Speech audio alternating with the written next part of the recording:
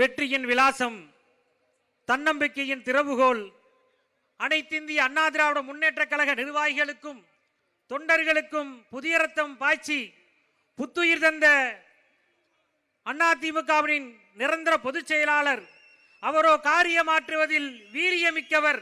நேற்றோ முன்னாள் முதல்வர், இன்றோ எதிர்க்கட்சி தலைவர், நாளைய முதல்வர் புரட்சி தலைவன் எடப்பாடியார் அவர்களுக்கு இளைஞர்களின் எழுச்சி நாயகன், தமிழகத்தின் எதிர்காலம் நெல்லை முபாரக் அவர்கள் மாநாட்டினுடைய நினைவு பரிசை வழங்கி கௌரவிப்பார்கள்.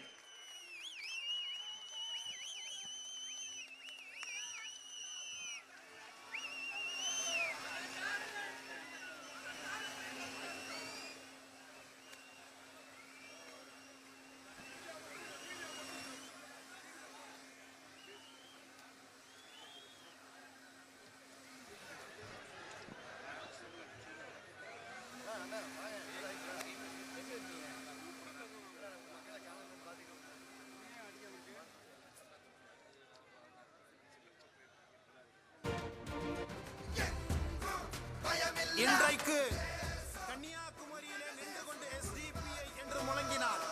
டெல்லியிலே ஜிந்தாபாத் என்று முழங்குகிற மாபெரும் அரசியல் பேரியக்கமாக SDPI வளர்ந்து நிற்கிறது என்று சொன்னால், இந்த மரியாதையும் கண்ணியமும் விலைக்கு வாங்கியதல்ல, மிரட்டி கொண்டு வரப்பட்டதல்ல, மாறாக